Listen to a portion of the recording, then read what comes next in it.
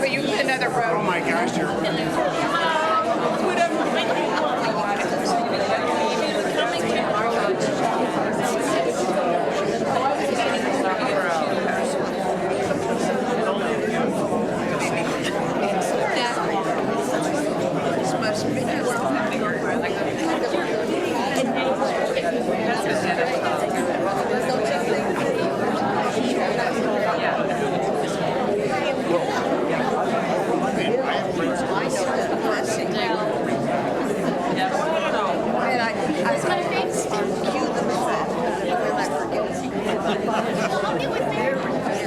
That's over there.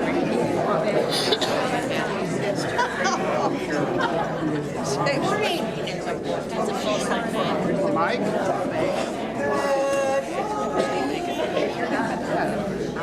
Talk about your I'm daughter. gonna put my teacher voice on. As a teacher, always a teacher. Either that, it's our mother. One or the other will try to get your attention.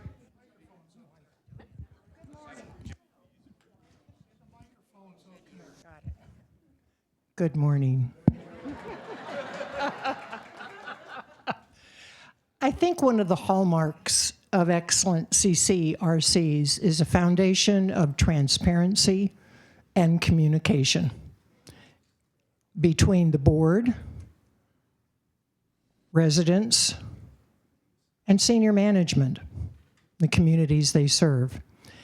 Today is an example of that.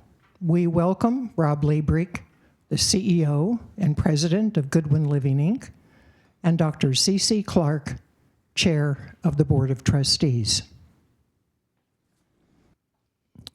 Both Rob and C.C. are very caring individuals and are excellent leaders. Rob has been in the senior living business for almost 20 years, and C.C. over 2 decades in talent management and leadership. Please join me in welcoming C.C. and Rob.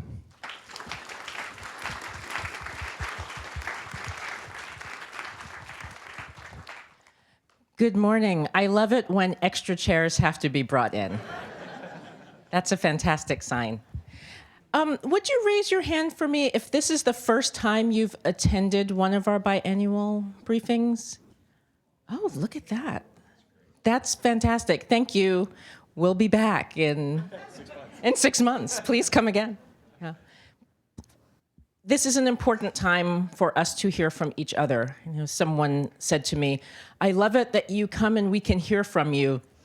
And I thought to myself, funny, I love it that I come and I can hear from you. Right? That's much of the reason that I'm here. When Judy talks about transparency, we're talking about a glass you can look through both ways. So I'm always excited to hear from you.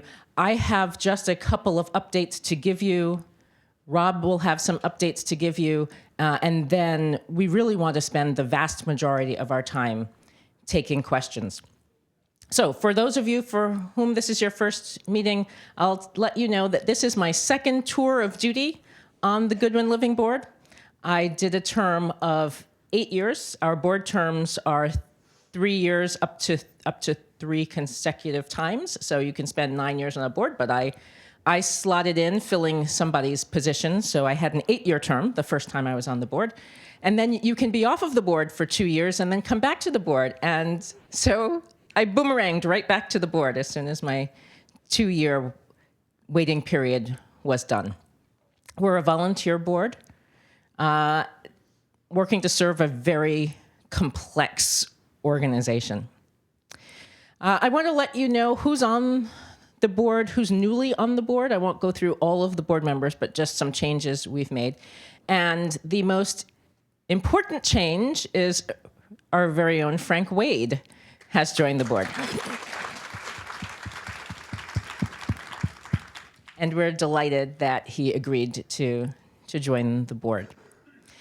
We have 3 other brand new board members. Sally White, who was the 2025 chair of Leading Age DC. Many of you know Leading Age is the organization that's sort of the association for nonprofit CCRCs. And she has a background that is well suited to our work. She really understands the details of things like Medicare and Medicaid and rules. And so we are really delighted to have her join the board. We also have Al Brown, who is a technologist and sort of a futurist around technology, and specifically has a background working with older adults. So he is at Johns Hopkins, where he runs an incubator. So he's always looking at the cutting edge of things, but he's also worked for AARP and really understands this industry. So we've got Frank, we've got Sally, we've got Al, and finally Kim Fisk, who some of you may know. Kim Fisk served on the Goodwin Living Foundation board for a number of years, and we've been able to keep her in service to Goodwin Living as a Board of Trustee member. So we're delighted to have her. And Kim is a lawyer and does a lot of estates and trust work. Her office is right here in Alexandria.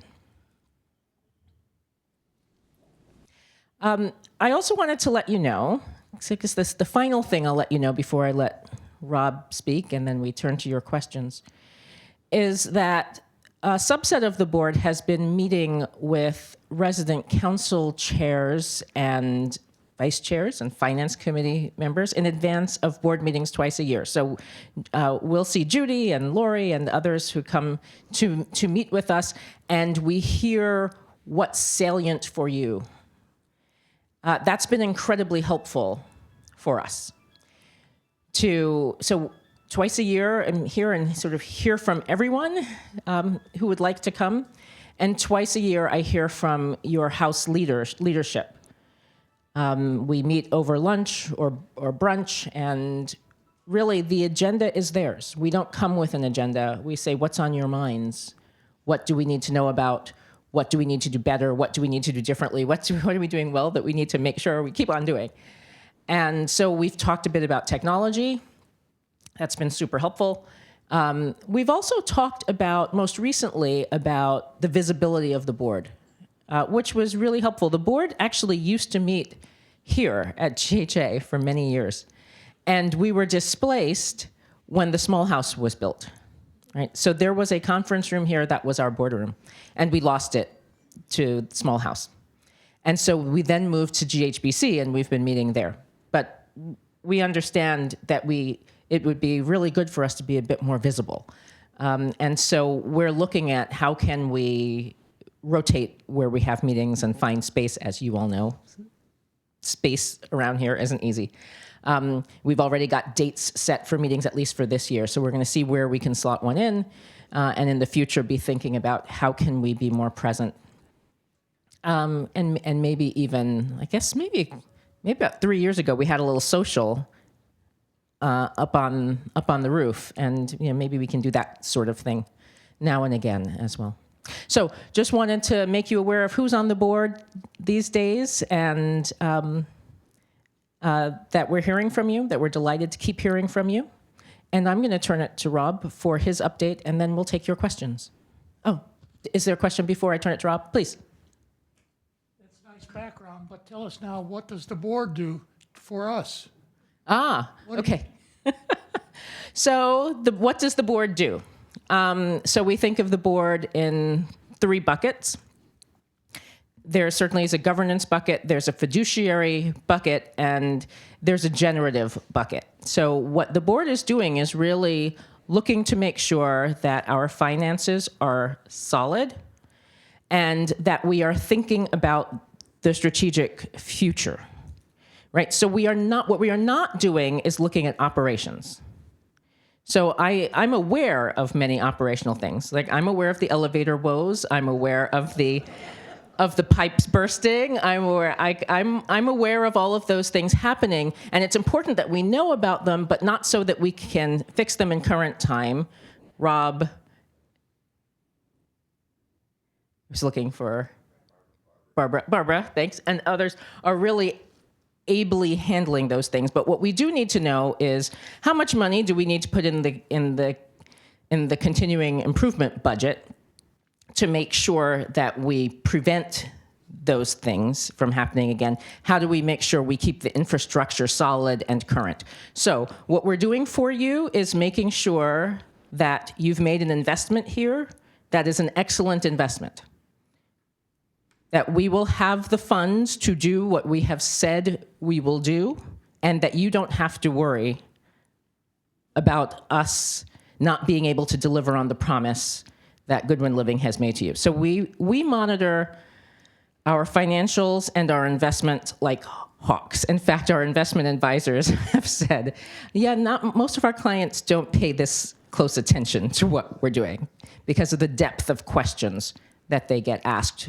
by our team, right? So if we're paying attention to that and we're paying attention to make sure that this place is solid for the future, in many ways, it was the board of 10 years ago that has made it so that Goodwin Living is what it is today, right? So we're not looking at today, other than finances, we're looking at current and future finances, but we are looking at how can we make sure that Goodwin Living remains relevant, remains beautiful, the care remains good, we continue to get excellent staff. What are the strategies in a dwindling workforce that we can continue to do that? Those are the sorts of things that we spend a lot of time discussing in board meetings. Sure. Yeah, I'm glad for the question. Thank you. All right, I'm going to let Rob have his update, and then we'll take more questions. Can we give CC a round of applause, please?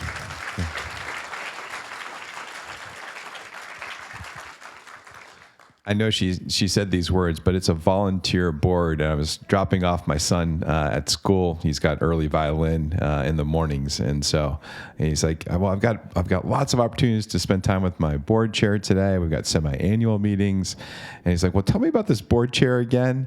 I was like, well, she volunteers a lot of time to help us, make sure we're heading in the right direction. Well, how much time, Dad? I was trying to build up like all these days, and I was thinking, well, if you're just a board, serving on the board generally, welcome, Frank, you're probably at least there's 4 days a year that you're going to be spending with us, and then we probably add another 4 days just in general. But if you're CC Clark, you're probably spending closer to like 20 days with us, and all in a volunteer capacity. So thank you so much. It is a real gift. So the updates I wanted to bring to you, well, one, I just wanted to take a pause. I know there's a lot going on in the world. I know that some folks in this room are going through some really tough times, and I know the world needs a little bit more focused love and attention. So if we can just close our eyes for just a moment and share that love and support for those who need it, that'd be great.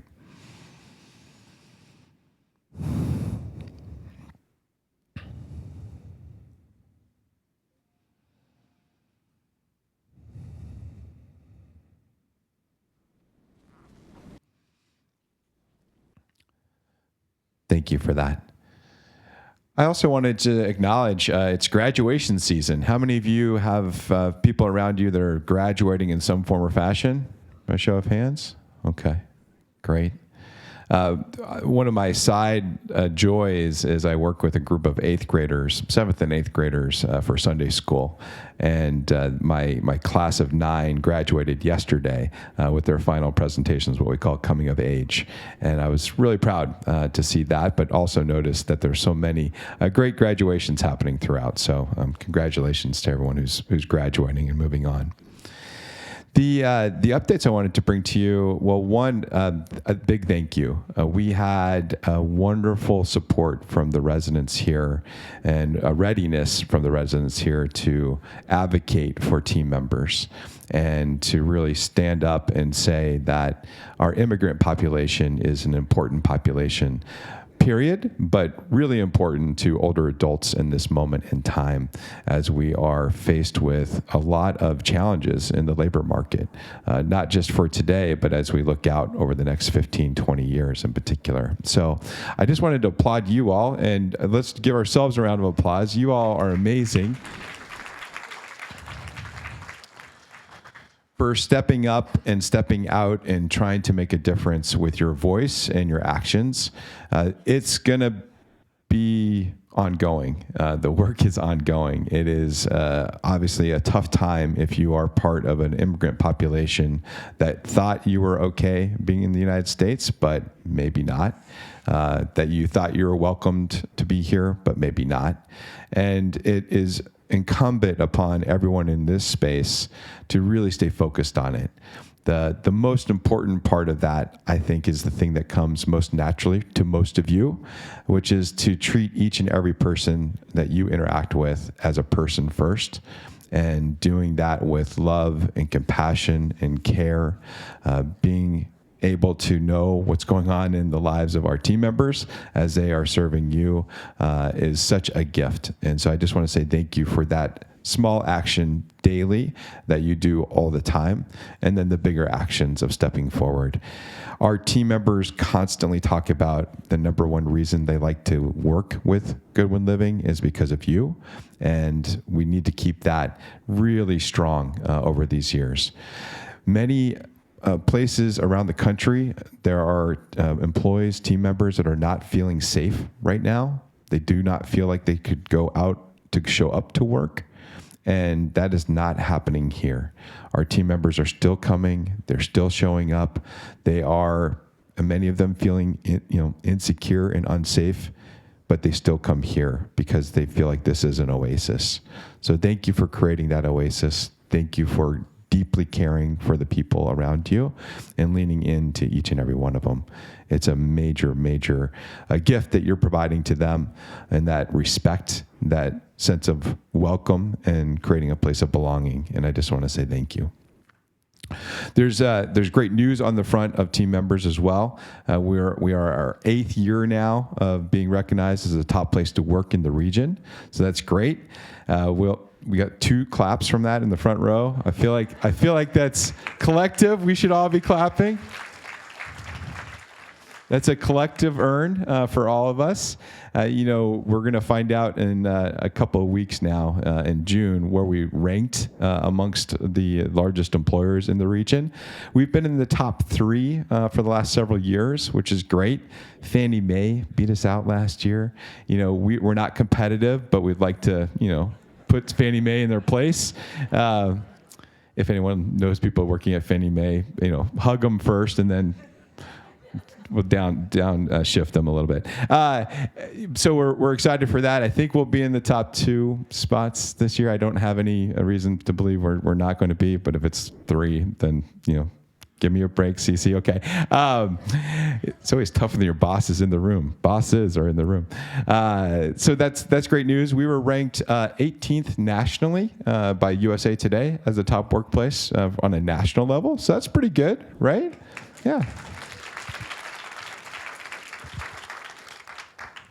Yeah, top 20 feels right and good. As I said before, we have a lot of work to do. I think I shared with you all in July of last year, we lost 4 team members to changes of administration rules on humanitarian parolees. So that was tough for us. We did, through the work of the foundation, we were able to welcome back one of those individuals, which was great. That was a really wonderful day, a big hug, and very meaningful. Unfortunately, last month we lost 3 more team members for temporary protective status from El Salvador. We were about to lose 4. 1 was able to find their way into being able to stay, but we did lose 3 more team members. So, as I say, this is real time. This is real issues. These are real people that we really love and care for. And so we're going to stay attentive to the work we're doing on immigration. We are so proud. I remember Andy Siegel and I, and Andy, can you raise your hand back there? All right. Andy is a great partner. He and I work a lot on developing relationships in the community. He also is responsible for all the Goodwin Living Health, so hospice services, therapy services, certified home health services, at-home programs, private duty home care. He's got a lot on his plate. But one of the things he was able to do with me early on was approach Leading Age National, which is our association of not-for-profits or mission-aligned organizations, and say, hey, look, we think you should get on board with an immigration focus. This is going to become a big issue. This was, 3 years ago, Andy, thereabouts? And we said, we'll help you any way we can. So if you fast forward 3 years since, they now have a major focus on immigration as an association, and they just hired additional staff to really focus on this nationally, which will lever up for all of us, which I think is a good sign, which I think is a great sign. The other two things I wanted to reference is one around occupancy. Lindsay Hutter is back there, and she would say she's partnering with all of you to be in charge of our occupancy. So thank you. We are at 100% at Goodwin House Alexandria, occupied and reserved. That's pretty good. Hard to do better than 100% these days. So this is good news. This is great news. This was a real curiosity for us because while we are excited for Goodwin House Alexandria, and because of the success here at Goodwin House Alexandria, it's allowed us to build and think about serving more older adults in other places. And so we were wondering, as we were building elsewhere, would we see a decline in interest at Goodwin House Alexandria? No. Yeah. In fact, we've seen an overall uptick in the number of people interested in the organization as a whole as we've been welcoming the Goodwin House Seminary Road community, which will be just across the street. 217 independent living apartments, 16 assisted living apartments, and 24 skilled. So that construction is supposed to happen across the street starting in October. We'll start doing some work there. But we were able to achieve 210 market rate deposits, which is what we had to do. So of the 210 apartments that are available that are market rate for independent living, all of them have been deposited on, which is a big deal. And then we have another 200 or so folks that are interested in that community. So while that's been growing and getting interest, we've been really successful here at Goodwin House Alexandria. And that's the balance, right? We can't go off and do other things if we're not doing well in the promises that we've already made. And I think you heard that from Cece, and you'll know that from our board consistently, that's a big focus. But overall, really great success. We'll take some credit for it as a group. We should. You all should, because it's a lot of your friends and family members that are coming to us and saying, oh, my loved one has a great experience at Goodwin House Alexandria. I trust you. Let's see what you can do at Goodwin House Seminary Road. How many of you know someone who's deposited at Goodwin House Seminary Road? Yeah. Wasn't kidding, was I, when I said a lot of them are your folks? So it's a big deal, and we want to thank you for that. We also see this as a national trend. I was just, as I was walking in, Michael was walking his dog, and we were having this discussion about people who haven't made the choice yet. And the challenge is, across the country, there's not a lot of construction happening right now. We don't have a lot of new product, if you will, coming online to be available for older adults in this market, but really nationally. And so we're seeing this trend nationally of occupancies that are rising. And so that's good for the operators. That's fine. That works well. But we're also dramatically increasing the number of older adults that we have. And so if we're not doing more as a field, as an organization to build, we're not serving people in a great way. And you'll know this about us. We had about 1,000 people on our priority list before we thought about starting Goodwin House Seminary Road. And now we have over 1,300 people on our priority list. So it's grown holistically, and we think that's going to happen more and more. We probably, we don't have plans to build as much as we would need in this market to even stay even, if you will. But we're trying. We need to be able to be available for more older adults. So you'll hear stories of that along the way, and I'm sure if you're interacting with family or friends, you'll know that we've had a number of they've probably had a number of challenges finding providers that have space and availability, or if they're looking for private duty home care. Super difficult to find if you're not connected to an organization. So this is the reality that's in front of us. We need to do well by creating more opportunities for older adults. And the bigger question mark we'll come back to will be workforce. Will we have enough people to provide services as we develop new communities? That's a really big question along the way. We think we will if we stay focused on quality and a great place to live and work. But it's one of the things we talk about and think about a lot.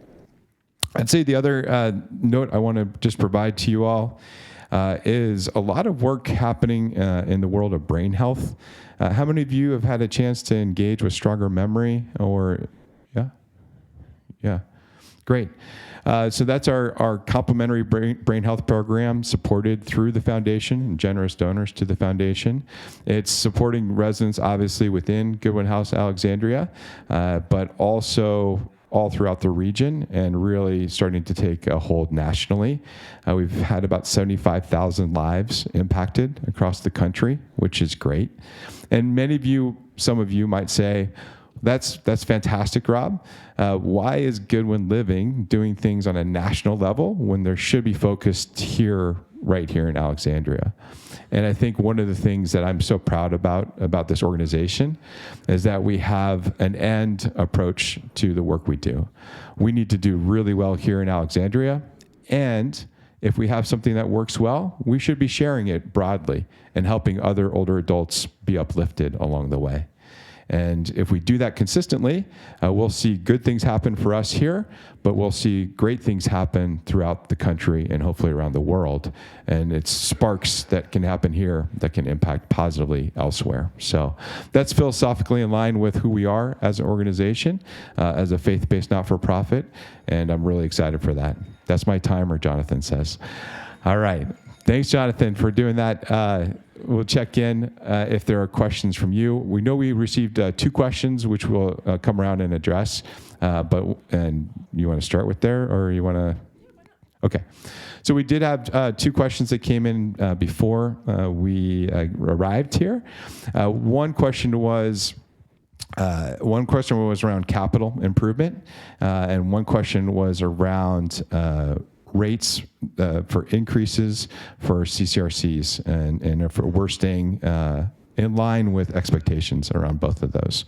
So and if I get these questions not perfectly right, let me know, and I'm happy to come around them. On the capital improvement side, we have, if I look at back last year in 2025, we had a bit over $8 million of capital improvement set to support this community. This year we have about $10 million. So we've had a 20% increase in the amount of dollars that we allocated to improve the facilities, the facades, all the parts, the apartments, if we're transitioning folks. We've increased that because we know that this community could use some additional work, and we're working on those, a lot of different projects. I'm looking at Teresa, a lot of different projects, right, Teresa?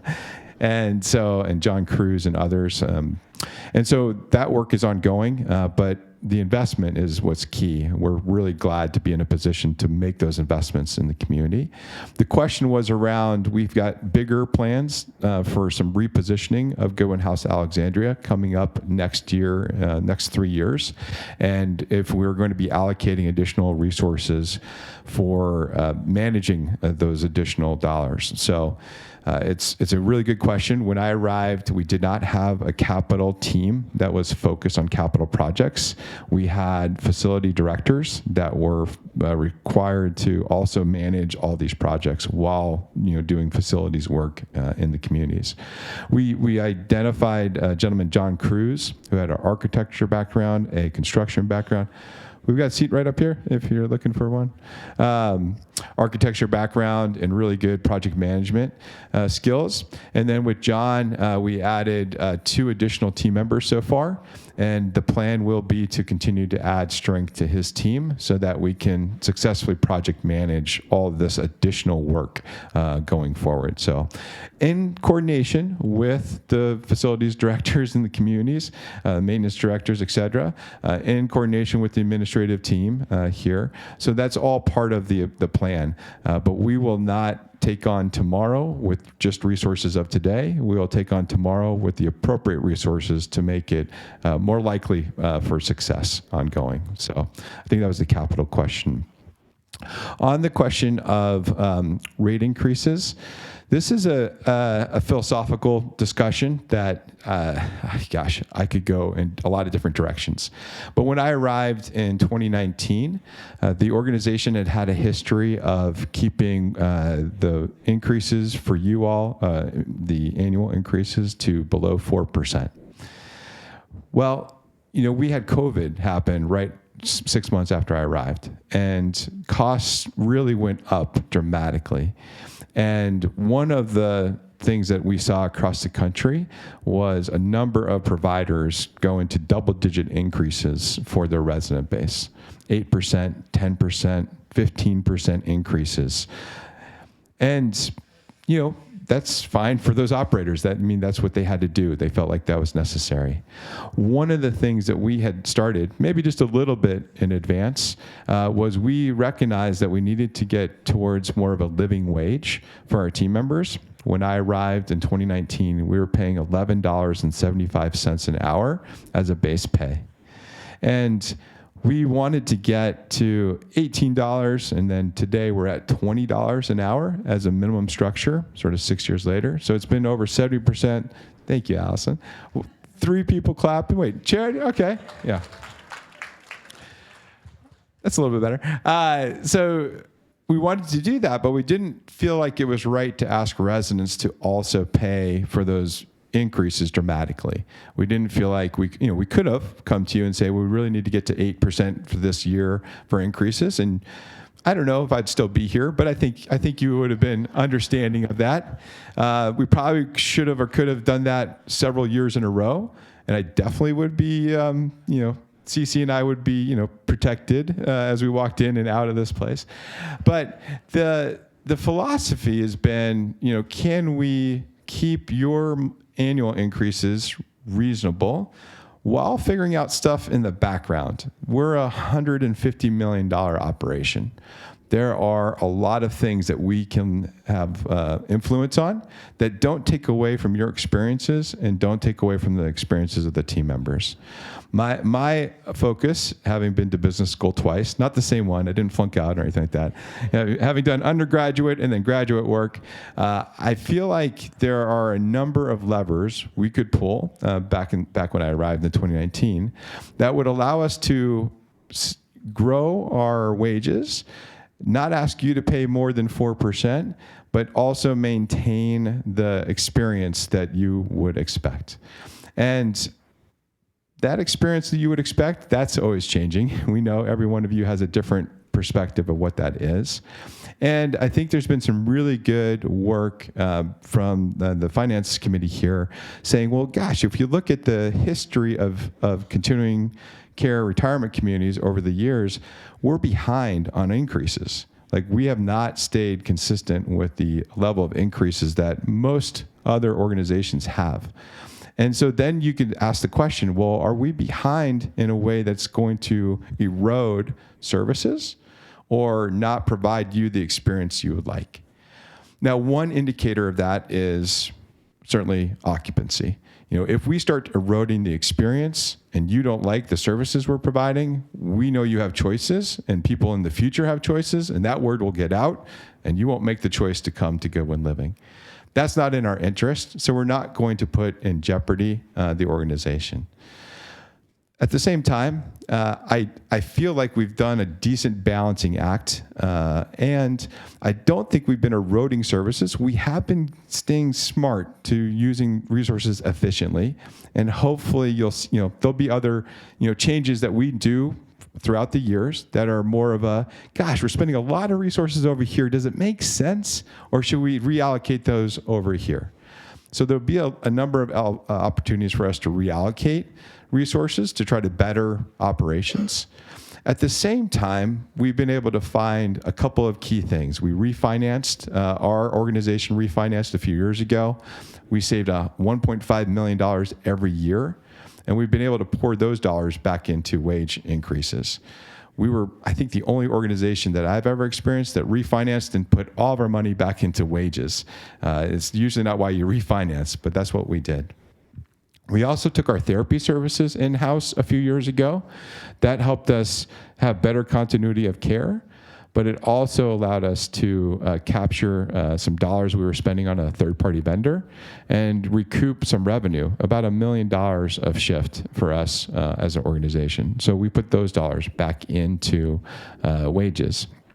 We think we've got a decent balance, but there are years that we are going to have conversations. Like if you feel like we're not providing the services and Barbara needs more resources and we need to do it better and we need to think about a different, increase level, we'll have those conversations. We're not stuck on it, but we have believed philosophically we should give you some semblance of consistency and some semblance of consistency so you can plan for your future. So we have been trying to stay under that 4%, even though we could probably or should go higher in some years because inflation and all the other things. But we're probably going to stay in that range to try to stay consistent for you. We're also very watchful, and you'll be the guide for us. If we're not hitting the mark, let us know. If you think we're heading in a dangerous direction of having too little resources for the team, we'll love to have your feedback. And certainly Barbara, Teresa, leadership team here has a chance to really provide that back to us. So it's one of those curiosities that may not have a right answer, but the way that we've gone about it, we think has been good for the organization. We think it's set us in a really strong position as a provider of choice, an employer of choice, and a place that can be around for many years to come. So I'm sure there'll be more conversation about that, but those are the two questions that we received. Yeah.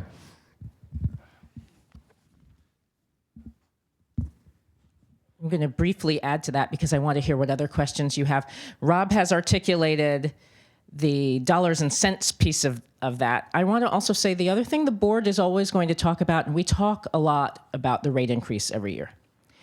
And I remember years when actually inflation was lower and we had a higher rate increase, and residents said, wait a minute, why isn't the rate increase 2% this year? And we said, because some years inflation is going to be higher and we don't want to then hit you with 7% that year, right? So we've been pretty consistent. But the thing that we look at when we see that graph that says consumer prices and the cost of running a CCRC versus how much we charge is what would happen to our current residents if we raised those rates. Like we are looking at, would the current residents we have be able to afford them? Would a portion, obviously we have the foundation and their foundation support kicks in, but for how many people would foundation support have to kick in? And who might be excluded from living with us if we did a bigger increase? So we're looking at the dollars and cents, and we're looking at the impact on the individuals in our community as well. So I just wanted to add that in. And then welcome additional questions.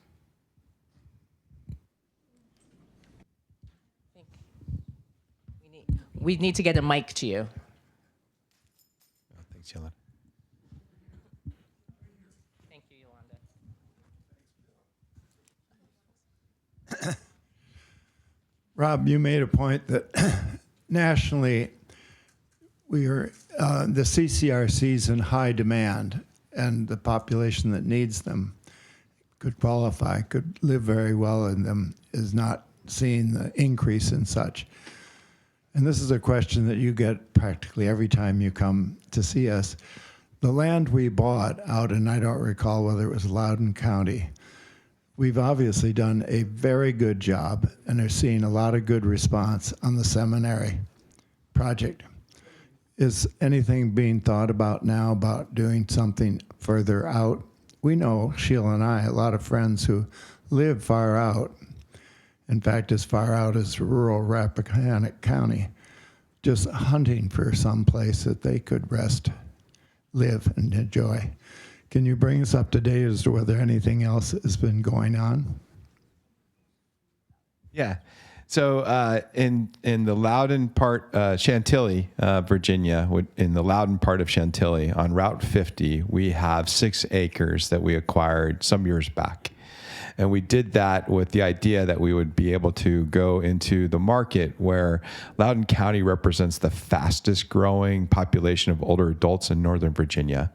And there is a lack, as James was referencing, of options that people have in that market area. There is Ashby Ponds, which is an Erickson community, which is like 1,500 apartments. It's large. They just built out their final phase. It's taken them like 15 years or 20 years. And so that's important to know. And there's Falcons Landing, which is another community. They're about to add another 50 apartments of independent living, again, because they're having such a surge of interest on the independent living side in particular. So we're excited to be able to head out there. It's a little nervous around us because we haven't been to quote unquote a new market. Our brand isn't as strong in Loudoun County, obviously, as it is here in this market area. But we are planning to. The board has approved us to continue to move forward with what is now a scaled down version of a project. About 180 apartments. When we first started talking, it was closer to 210 apartments, but the dynamics of what the market wants has shifted, and so we're making that shift as well. So we do have that intention to start a pre-sales process, maybe even this year, and that would be exciting. I know Lindsay's excited for that, and I am a big fan. So, when I went to and got my master's of business administration from Hopkins, it was a focus on senior care and housing.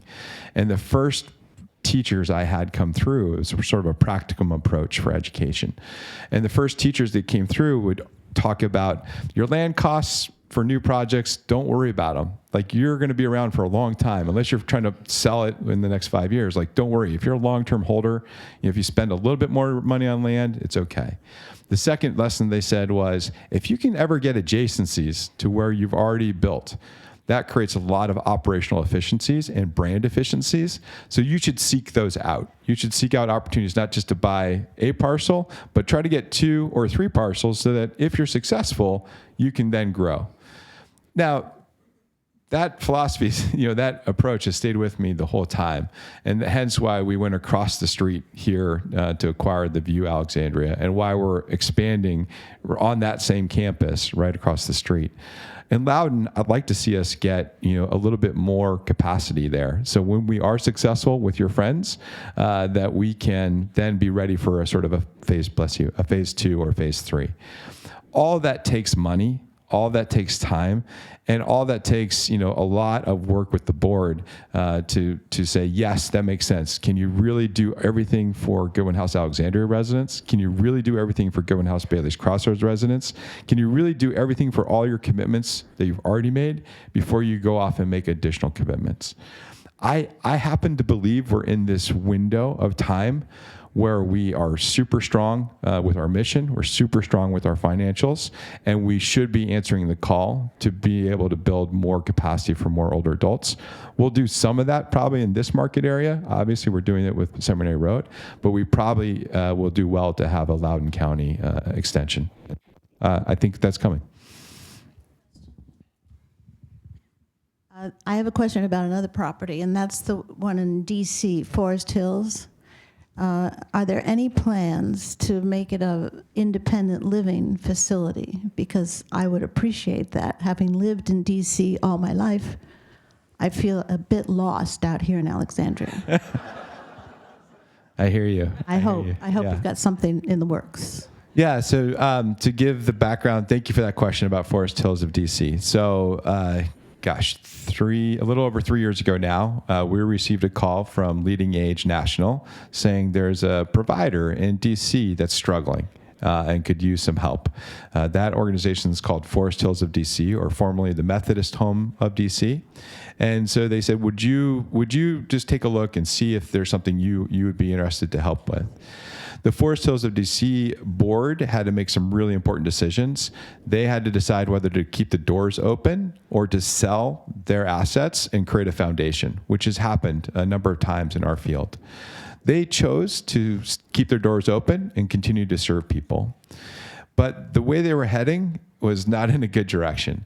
So we spent a year with them behind the scenes, providing guidance. Actually, a lot of that work was on Andy Siegel's shoulders, providing guidance to them about what they should do, shouldn't do to sort of remedy some of their losses and position themselves for success in the future.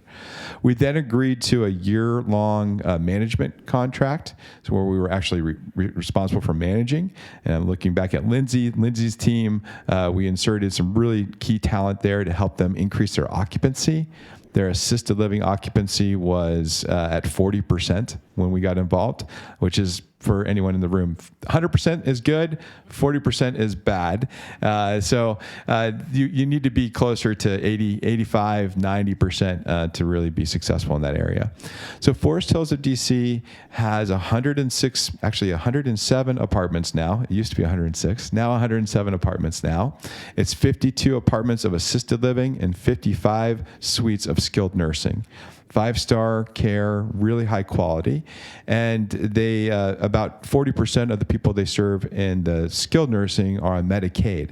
So these are folks that have the limited resources, if you will. They're folks that are in for assisted living or private paying for those services. So about 107 apartments in total. It's 3.5 acres on Connecticut Avenue next to Politics and Prose, if anyone knows that location. It's a great location. My wife used to live across the street from that location, which is sort of fun. I never knew what the building was. It was never well marketed or never really well understood back in the day even. So the question is, will we have a chance to build up on that or something around DC? I think the technical answer is today we could put another 40,000 square feet, if you will, of housing on that location. I think over the course of years, and it will not happen before Chantilly, but I think over the course of years, we could probably see a path for that site becoming more than it is, and possibly serving independent living. But will it happen tomorrow? No. There's no plans on the books today. So it's at least 5 years out before we get to that. But I think it's something that market wants and needs. And so we'll have to take a look at that. Yeah. Okay. We'll get you a map of Alexandria first. Yeah. CC says, is there a possibility of changing the mix in the current setup there? And there is, but I don't know if you know the independent living demand is a lot of 2-bedroom demand. They like a lot of space right now. That's what we learned for Goodwin House Seminary Road. That's why we designed Goodwin House Seminary Road to be in line with our priority club. So many people looking for larger apartments. And in that market in DC, they really want larger. So if we were to change the mix, we have 107 apartments today. I could see us going down to like 6 apartments, and that might, no, I'm just kidding. But I mean, it would be a real drastic shift. And I'm not sure we would be up for that. We better to build some additional capacity on that site than to try to work with the mix as it is today. But a good question. Rob, when you talked about the inflationary pressures, you alluded to efficiency and productivity improvements as a way to kind of mitigate that.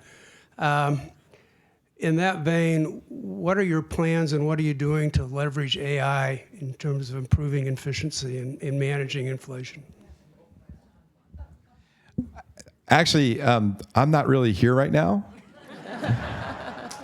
This is just an AI image. I'm doing pretty well, aren't I? Yeah. I think for one of the things I love about our field is that it is very hands-on. There's a lot of interactions. It's one of the things I really gravitate towards is being able to come in and see people and interact with real people. So that real people, I know it's novel, but I think that's going to stay around for a while. But AI has definitely been making us more efficient for a number of years, actually. So we have installed AI a lot of our financial systems in our payables process. We have AI elements in our marketing sophistications, all helping us figure out how to where to focus faster, which is great. Our foundation team, our brain health team, we use a lot of AI tools to help us with grants and those type of things. But the daily rhythms, I think what we're about to come into is more of a clinical AI tools. I think we're going to see a larger investment in those. Analyzing, we use a system called Point Click Care, a newer system for us in this community. And I think we're going to see some capacity or capability to say, okay, we're seeing the trend. We know this person may need more support because of their past history. Let's make sure we're intercepting that in advance so we can provide even better care. I think those are the kind of tools we're going to see. We've been able to have some savings in terms of personnel because of AI, but that's not we don't see that as a major pathway for us, given that so much of the work we do is very front-facing, people-facing. So I don't think there's a lot of efficiencies in terms of personnel. We'll maintain a lot of our personnel, but the tools and the way to analyze data, Andy's team in hospice, for example, we've rolled out some proprietary tools that are uniquely for us. They're amazing. They help nurses today figure out what their caseloads are and look at the acuity, what kind of complexity there is to each case, and determine whether that nurse is going to be overwhelmed because of those factors. And then if they are, we intercept that overwhelmness, hopefully before they burn out, and we retain that nurse by taking their workload down and sharing it. So those are the kind of tools that are in place right now. It's a fascinating world. I'm encouraging our team to use AI daily. I'd like them to be much more proficient with it. I'd like to become more proficient with it, but it is here, and certainly tools that we're using. My wife would tell you, because she's got I'm also more of an environmentalist, but she would say, stop taking up all the energy. I understand that too, but the power of it is immense, and we need to be using it more. And I'll add, the board is really interested in this question. I'll echo what Rob said. I agree with all of that. And much of the reason we added Al Brown to the board was to look at how do we remain a high-touch organization, but also use AI to either gain efficiencies or think about heading things off. The hospice example you gave, making sure we're tracking wellness trends and keeping people healthier longer.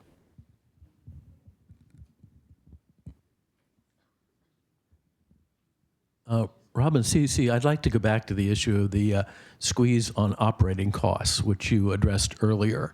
And, in some ways, I mentioned to Rob, this is no good deed goes unpunished. But some of us on the Finance Committee have been looking back. We picked 6 years as a period to look at, and we looked at the purchasing power of the revenue generated by monthly fees, which is the pool of money to fund operations. And there are different ways to count it, but it would appear that during the last 6 years, there's been roughly an 8 to 10% decline in the value of the monthly fees vis-a-vis the cost. You've been very successful, I think, in managing through some efficiencies on doing that, but at a certain stage, you do reach the stage where there is a significant squeeze on operations. Because I'm on the Finance Committee and I talk to people, we do hear stories. Some of them I've recounted to you about areas where the squeeze is apparent to do this. But in addition to sort of making sure we can maintain what we have, I think equally as important, I'm one of the people who, as a family member, who signed up for Seminary Road. So I follow that quite closely. And both in the advertising online, in the advertising you do in the Post to do this, you're describing very enhanced benefits and services. And we hear about that at other places that are opening. And it's not just services for residents, but also some of us would like you to be open to looking at better enhancements for employees. For instance, I was really taken aback to learn last month that employees here do not have family leave, paternity and maternity benefits other than the short-term disability policies that some people can have, which even those are limited. So I would hope that the board would look at this, and part of the context is the financial management, which the board and Rob and Zan and your investor done is remarkable. And the fact that, as Rob pointed out last week, we've had a $70 to $80 million increase in net assets beyond liabilities. That is, after covering our long-term care requirements, after covering our capital requirements to do this, we have gone over this period of time of 6 years to have a $70 million surplus. So if the board, this is very complicated, but I think the issue of the quality of services, you can do all of this investment in facilities improvement and in the HCM study, and if you don't have the sort of staff and operational budget to do it, you're going to have a problem. So I would really like for the board to step back and pay attention to this in a thoughtful way. I do know that the Finance Committee of the board has raised the issue of the asset levels and how we deal with that long term, but it's really something that I would really like the board to take seriously and look at the balance. Yep. Yep. And then everything you said is true. We are embarking on a strategic plan in 2027. We've started the pre-work process with that, with a consulting firm. One of the things that has come up is how do we make sure the financial modeling is consistent with the operations? And so there's going to be a deep dive into that.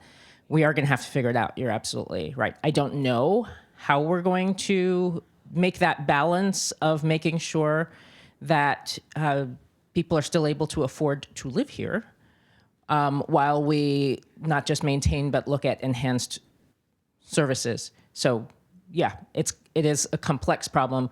It is on our radar, and it'll get addressed through the strategic planning process. Question. It appears to me that this business that we're all in is heavy on employees for businesses of its size. And it also appears from what you said earlier that we're struggling to maintain the employees we have given the current trends of demographics and politics. And we're in the business now of, we're going to open a new facility that's going to increase our employee counts by a significant fraction. Would you address the challenges and what we might be able to do about a problem that's getting bigger and a employee source that's getting smaller? Yeah, I don't want to leave you with the impression that we aren't doing well by our team members, or in fact, last year we had our best year in terms of turnover numbers, as in we had the lowest turnover percentages we've had maybe ever, Fran Casey. Yeah, with almost a 40-year history with the organization. So that's really good news. We are maintaining our team members well. We run about a 6-year average tenure for a team member, and we have about 1,500 team members in total. So it's a large group of people who are committed to staying with us. Those who go through the citizenship program, we know stay a little bit longer even. So that's good news for us too. We had a little over 400 positions open last year. We had about 17,000 applications. So we don't lack for, in most positions, except for cooks and for some key nursing roles, not within the community settings, mostly hospice side or certified home health side. We don't lack for candidates right now. I don't take that for granted. I think it's a lot of work on Fran Casey's team, who's our chief people officer. I think it's a lot of work holistically throughout the organization. I count you among the workers in that effort, because the way you interact and treat people is the key factor for recruiting and and retaining people, I believe. And yes, we are then saying, well, let's do more of this. And do we feel like we can do that? You know, I think I referenced this earlier. We won't do more of the future with the same resources we have today.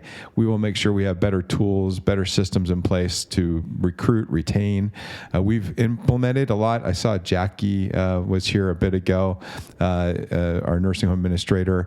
You know, we used to have this whole approach to leadership rounding, and Charity was here too, but leadership rounding and the feedback from the team, especially if you're a nurse who has like 50 people reporting to you, is like they can't get to all the people they need to talk to effectively. So we implemented tools that are electronic tools that would supplement their work to capture that information. The reason I reference that is just we've got to become more efficient and effective at retaining people, making sure they have a voice, making sure that every team member can express, hey, this is what I see about you, this is what I want to see about you. But if we continue to do that well, I think we'll continue to attract people well. In the 7 years that I've been here, I think we've doubled the HR team, the human resources team. So it's been a real intentional focus. We did not have a talent acquisition focus before. We were doing it, but more with generalists. We now have a full team of 3 people doing that. So as we grow, we'll add more strengths, and I believe we'll be able to retain. It does not change the outcome of demographics. We have a lot more older adults, and we have low birth rates. When you close off immigration pathways, you create an absolute quagmire issue. It's a math issue. You know, people ask me, well, why are you getting political? I'm not. I'm just stating the math. The math is very clear. We're running into some real severe shortages of workers. So we're not waiting for immigration policy to change either, because that takes a little bit of time.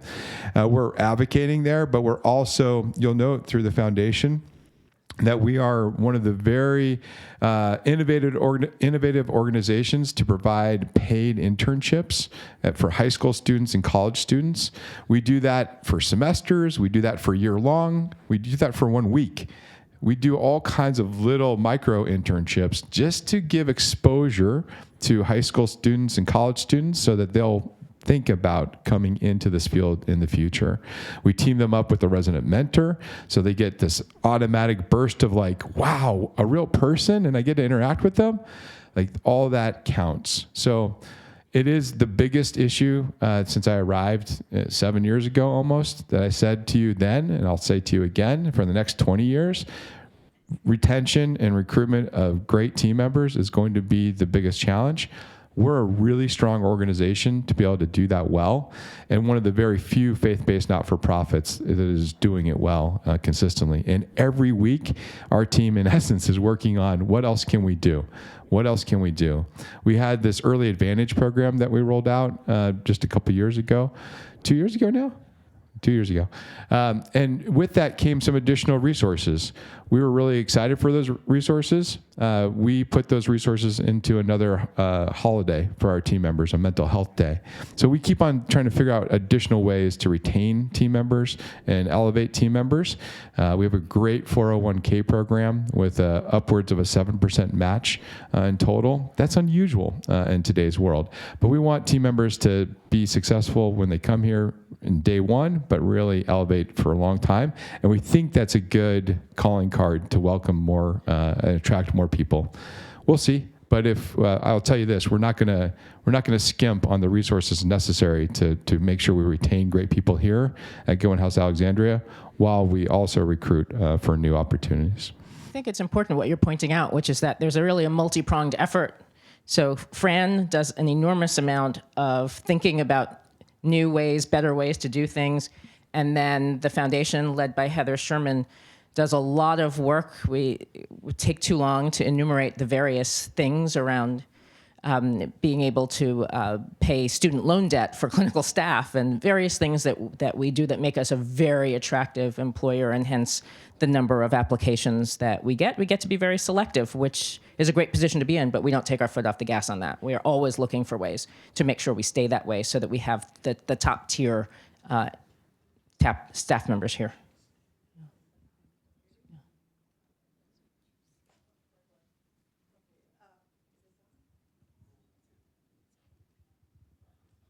This is a little shift of area, but thank you for all the wonderful things that we're hearing that I think we residents can be very proud of and want to participate in any way we can. But I've heard it said that you like to keep Goodwin House Alexandria and Goodwin House Bailey's Crossroads aligned. And I'm not sure what that means. Maybe I have misheard. And I just wondered what that meant and how you do it and in what categories. And one of the things that some of us were concerned about is the small house ratio of nursing care. Is that right? To the staff to patients. Yeah, I don't know if we use the word align today, but certainly keeping both communities relevant for the long-term future, that is definitely a focus. And then when you have a concentration of communities in one market, so we have 3 campuses that are all within 2 miles of each other, you want to see if there's any ways that you can efficiently provide services to your residents, that you don't have to replicate at each location a service that you could serve sort of more holistically by serving all 3 at once. So that is more of what we've looked at from alignment. You saw that Teresa led a lot of work with transportation and that journey there. That was an effort in that regard. As it relates to ratios, I know that the ratios of certified nursing assistants or care partners relative to any other provider in this market are extraordinarily high. It almost by 2 times the number that is from any other provider in this market. Our nursing staffing ratios are higher on average than any other provider in this market, except for Goodwin House Bailey's Crossroads.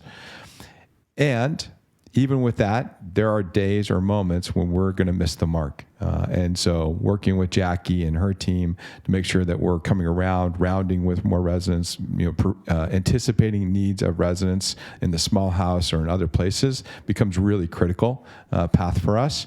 But I think we're making good progress there. If we're not, let's have that conversation. But we certainly check in on response times. We're very consistent around that, and we're adding more tools and ways to do that more effectively. So there's no alignment element there that I'm aware of, asking for us to downgrade the number of people. That's not, I don't think with Teresa or Barbara, we've ever had those conversations. In fact, we're, to Barbara's credit, to Teresa's credit, to Jackie's credit, we're doing more right now to try to come around residents holistically. We have a bit of a pilot program going on. Can I share that? Yeah, a pilot program going on right now, which is the concept that no resident should leave Goodwin House Alexandria to a hospital without someone with them. And so we've been able to roll that out over the last several months in our small house and in our assisted living settings, and we're talking about and rolling that out with independent living residents as well, because we feel like people need an advocate in the time of crisis. So I think we're adding more tools, more ways to come around people, not less as far as I'm aware, but let's have those conversations.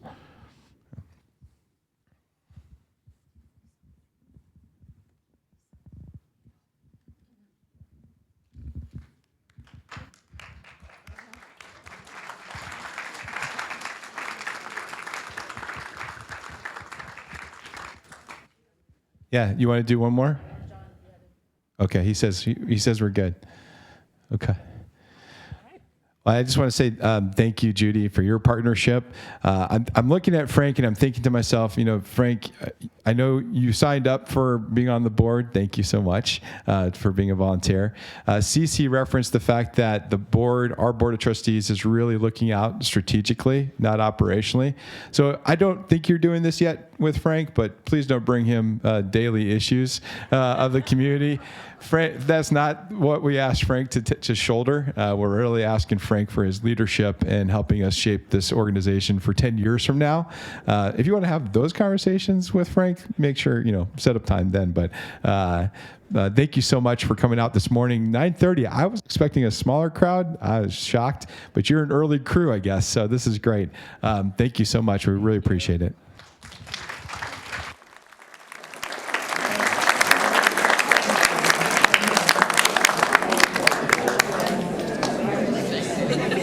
I think